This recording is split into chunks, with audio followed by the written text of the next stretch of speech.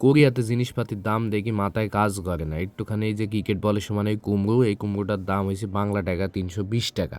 ৪-৫টা পালং শাক এর দাম হয়েছে ১৬০ টাকা। এ দেখেন এই আধঘিন বাঁধাকপির দাম হয়েছে ৭০ টাকা। এই বাঁধাকপি আমরা ২ টাকা কেজি কিনি খাই রে, মাঝে সাঝে তো ফ্রিতে দি দেয় রে। আরে শালা ৭০ টাকাতে আধঘিন বাঁধাকপি কিনি খাইছি। এ দেখেন ঝোড়ে থেকে তুলে আনা এক প্যাকেট শাকের দাম হয়েছে ৩২০ টাকা। এতে এক বেলায় হবে না রে। ১০-১৫টা প্যাকেট করে ঝাল বেশি, তাও আবার ১৬০ টাকা ৭০ টাকা দিয়ে। আমি আবার সিপা চাপার মধ্যে দিতে একটা সস্তাটা বের করলাম, টাকা তো বাঁচাইতে হবে। এ দেখেন দেখেন ফলগুলো কত সুন্দর করে সাজে রেখেছে, একেবারে তরতাজা ফল। যেরম তরতাজা দামগুলোও সেরম তরতাজা। এক ছড়ি কলার দাম হয়েছে ৪০০ টাকা।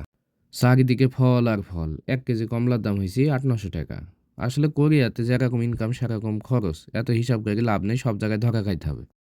11,000 হাত দিয়ে দাও না বলছেন, না খেয়ে মেরে ফেলবেন আমার।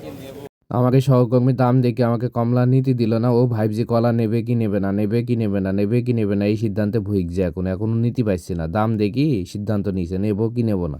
শাল আগে বিদেশে ৫ টাকা খরচ করতে গেলে ৫ বার হিসাব করতে হয় নেবো কি নেবো না। আরে শালা কোন জগতে এসে পড়লাম রে। হ্যাঁ, উস্তাদ খাওয়া টান দেন, হ্যাংজং নেই। বাজার করা শেষ, উস্তাদ দেবে খাড়া টান দেবে, চলে যাবো কোম্পানি।